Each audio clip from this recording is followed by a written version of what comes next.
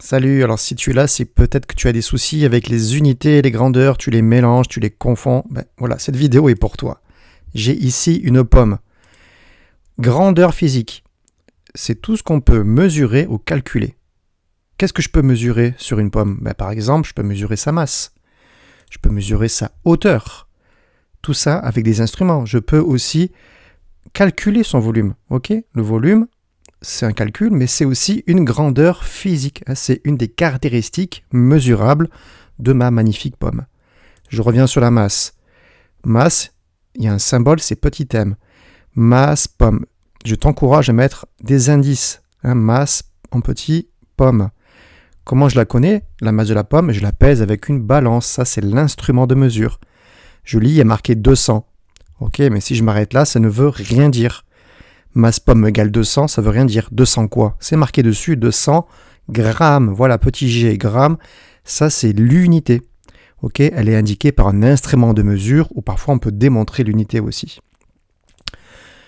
Alors, 200 grammes, mais je peux aussi convertir en kilogrammes. Tu vois, ça, c'est un multiple. 0,2 kg. Mais c'est encore une unité de masse. C'est bon. Je pourrais aussi mettre 200 000 milligrammes. Ça, c'est un sous-multiple, mais c'est toujours bon, parce que c'est bien une unité de masse. Milligramme, kilogramme, gramme.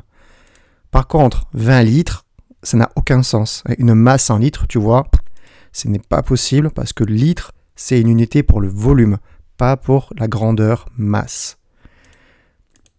La hauteur de la pomme, ok, H pomme, comment je fais pour la mesurer? Avec une règle. 6 par exemple, et là, sous la règle, il y a marqué centimètres. Donc c'est 6 cm. Ça, c'est l'unité centimètre. Hauteur, c'est la grandeur. 6 cm ou alors un sous-multiple, 60 mm. Mais c'est bon, toutes les deux, ce sont bien des unités. Un multiple sous-multiple de la hauteur. Maintenant, le volume. Grand V, grand V pomme, volume pomme. Là, je vais la calculer avec cette formule. 4 tiers fois pi fois le rayon au cube. Le volume, je vais trouver, par exemple, 900 cm3. C'est bien ici une unité de volume. Tu vois qu'il y a le cube, rayon au cube, centimètre au cube. C'est bien un volume, on est en 3 dimensions. Je pourrais aussi mettre en décimètre cube. C'est toujours bon. C'est bien toujours une unité de volume. Je pourrais mettre aussi en litres. Le litre, c'est aussi une unité de volume. Ok, maintenant, imagine la phrase « Il me faut 200 grammes de sucre ». Quelle est la grandeur dans cette phrase? La grandeur. La grandeur ici, c'est une masse. Parce que quand tu vois petit g, gramme, ça, c'est la grandeur masse, petit m. Il ne fait que 12 degrés Celsius. Ici, la grandeur, c'est la température. Ok.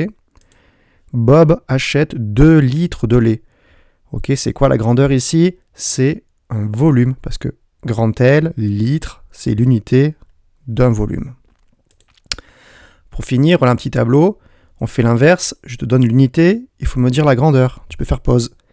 Décamètre, ça c'est une longueur.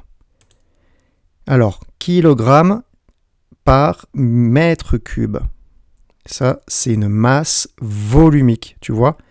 Kilogramme, c'est bien la grandeur masse. Mètre cube, c'est bien la grandeur volume, masse volumique. Ici, j'ai remis la formule. Rho, la masse volumique, c'est bien la masse par rapport au volume. Ok.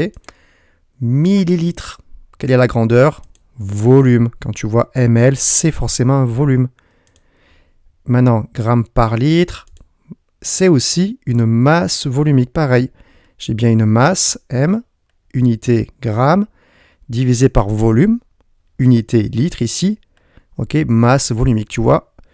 On peut mettre de plusieurs façons différentes la masse volumique, mais il faut toujours une unité de masse à gauche divisée par une unité de volume à droite. Sinon, ça ne marche pas. Voilà, j'espère que ça t'a aidé. N'hésite pas à t'abonner, un petit pouce en l'air et à une prochaine sur la chaîne. À bientôt.